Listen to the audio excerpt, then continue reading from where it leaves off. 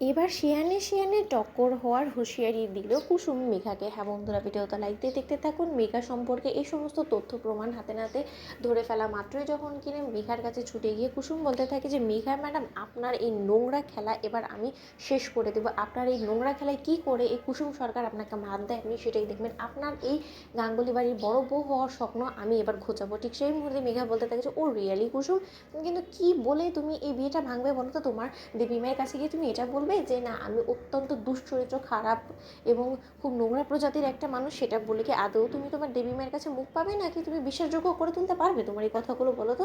অন্যদিকে যখন কিনা কুসুম বলতে থাকে যে সেই সম্পর্কে এখন আমি কোনো কিছু ভাবিনি সেইভাবে, কিন্তু আপনি এবং আপনার বোন আপনারা দুজনেই যে একই পথের প্রতীক এবং আপনারা দুজনেই যে বহুরূপী এবং আপনি যে দেবলীনা ম্যাডামের এই প্রতিছবি, সেটা আমার কাছে এবার সুস্পষ্ট এবং সেই সমস্ত তথ্য প্রমাণ আমার হাতে ইতিমধ্যে চলে এসেছে এবং আমি সেটার জন্য আপনার উপরে যেরকমটা সন্দেহ করে বসেছিলাম সেটাই যে সত্য প্রমাণিত হবে সেটা আমি ভাবিনি, কিন্তু এখন যখন একবার সেটা সত্য প্রমাণিত হয়েছে তাহলে আপনি ভাববেন না আপনার এই স্বপ্ন কী করে ভেঙে চুরমার করে দিতে হয় সেটা আমার খুব ভালো করেই জানা আছে।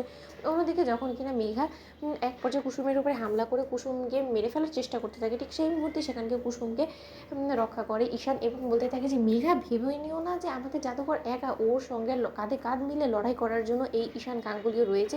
তোমার মুখোশ কী করে মায়ের সামনে টেনে ছিঁড়ে ফেলে দিই আমরা, এবার তুমি শুধু সেটাই দেখো। ঠিক সেই মুহূর্তে যখন কিনা হাসতে থাকে এবং বলতে থাকে যে দুজন ডাম্প ডাফার আমার পর্দা ফাঁস করবে, তাও আবার ইন্দ্রাণী গাঙ্গুলির সামনে, যে ইন্দ্রাণী গাঙ্গুলি কিনা এই মেঘা চ্যাটার্জিকে নিজে পছন্দ করেছে। ছি ছি ছি ছি, তোমাদের কি মনে হয় বলো তো যে এত সহজে তোমরা সমস্ত কিছু করে উঠতে পারবে? তোমরা এই অসাধ্য সাধন করতে পারবে বলো তো? হ্যাঁ, তোমরা এই অসাধ্য সাধন করতে করতে হয়তো বা তোমাদের ভাইটা এবং আমার বিয়েটা হয়ে যাবে, এবং একবার যদি আমার এবং তোমার ভাইদের বিয়েটা হয়েছে তাহলে তুমি ভেবে দেখেছো ঈশান কী হবে? তোমার ভাইদের জীবনটা নরকে পরিণত করে দেবো, তোমাদের গোটা গাঙ্গুলি পরিবারটাকে তছনছ করে দেবো, কিন্তু তোমরা চেয়ে চেয়ে দেখবে কিচ্ছু করতে পারবে না। আর আজ না হয় তুমি তোমার জাদুঘরকে রক্ষা করলে আমার হাত থেকে, কিন্তু সবসময় তা তুমি তোমার জাদুঘরের পাশাপাশি থাকবে না। কিন্তু আমার একটা জিনিস ভেবেও আশ্চর্য লাগছে যে তোমরা হঠাৎ করে আমার পেছনে এতটা তদন্ত করে ইনভেস্টিগেট করে এতটুকু প্রমাণে জোগাড় করতে পারলে। এমন কিছু সলিড প্রমাণটা তোমাদের জোগাড় করাটা উচিত ছিল না, যাতে করে কিনা তোমরা আমার পর্দাটা ফাঁস করে দিতে পারো মনির কাছে গিয়ে, কিন্তু সেই যোগ্যতাটুকু তো তোমাদের নেই, কারণ তোমরা তো অত্যন্ত ডাম্প, তাই না?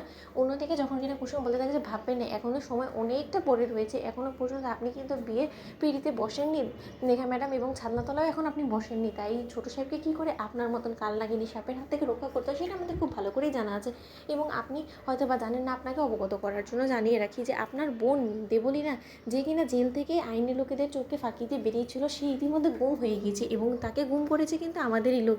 তাই নিশ্চয়ই আপনি বুঝতেই পারছেন যে আপনাকেও এখন আতঙ্কে থাকতে হবে, কারণ কখন আবার আপনি গায়েব হয়ে যান। আপনি যদি না পৌঁছুন বিয়ের আসরে, তাহলে বিয়েটা ছোটো সাহেবের সঙ্গে কার হবে? তো বন্ধুরা, লাইক এবং শেয়ার করে সাবস্ক্রাইব করুন।